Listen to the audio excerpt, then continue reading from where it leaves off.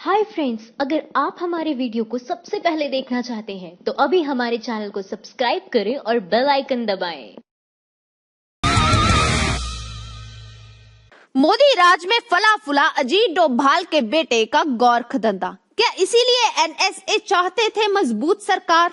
नोटबंदी से सिर्फ 13 दिन बाद मोदी के करीबी और राष्ट्रीय सुरक्षा सलाहकार के अमेरिकी बेटे Vivek Doval tax haven Cayman Island में कंपनी बनाते हैं और वहीं से शुरू हो जाता है निवेश के नाम पर ब्लैक को व्हाइट करने के फर्जीवाड़े का सिलसिला। द कैरावन मैगजीन को अमेरिका, इंग्लैंड, कैमन आइलैंड से मिले दस्तावेजों से ये खुलासा किया है।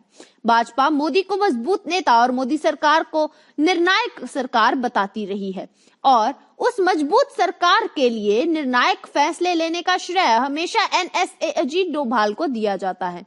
देश की मीडिया ने भी उन्हें किसी हीरो की तरह पेश किया है। चुनाव फिर से सर पर है और मोदी जी अपनी रैलियों में फिर से देश की जनता से मजबूत सरकार देने की गुजारिश कर रहे हैं।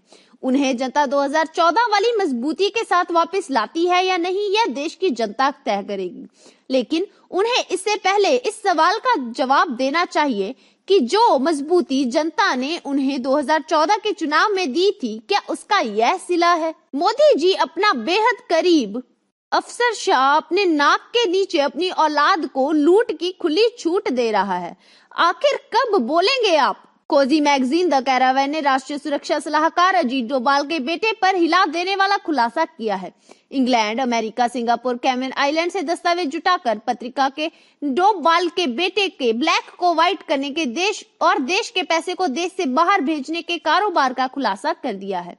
पत्रिका ने इस खुलासे को जो नाम दिया है वो बहुत ही दिलचस्प है। एनएसए अजीत डोभाल और उनके दो बेटों शौर्य और विवेक के कारनामों को उजागर करने वाली इस रिपोर्ट को पत्रिका ने शीर्षक दिया है डी कंपनी का अर्थ अभी तक दाऊद इब्राहिम का गैंग होता था, लेकिन भारत में एक और डी कंपनी आ गई है। कारवां ने विवेक और बड़े भाई शौर्य की कंपनियों के बीच प्रशासनिक संबंध पता चला है और शौर्य के भारतीय व्यवसायों के संबंधित बहुत से कर्मचारी जीएनवाई एशिया और उसकी कंपनी के साथ करीबी से जुड़े हैं। दोनों भाइयों के कारोबार के तार सऊदी अरब के सत्तारूढ़ परिवार साउद घराने से जुड़े हैं। रिपोर्ट में बताया गया है कि नोटबंदी से महज 13 दिन बाद अजीत डोभाल के बेटे विवेक डोभाल कैमन आइलैंड में अपनी कंपनी का रजिस्ट्रेशन करवाते हैं और ब्लैक को व्हाइट और भारत के पैसे को भारत से बाहर ले जाने का फर्जीवाड़ा शुरू हो जाता है। यह एक गोरख धंधा है जिसे हेज फंड कहते हैं। इस हेज फंड के तहत निवेश के नाम पर पैसे का हेरफेर शुरू हो जाता है। नोटबंदी के बाद विदेशी निवेश के तौर पर सबसे अधिक पैसा भारत में कैमन आइलैंड से आया था। 2017 में कैमन आइलैंड से आने वाले निवेश में 2226% की बढ़ोतरी हुई है।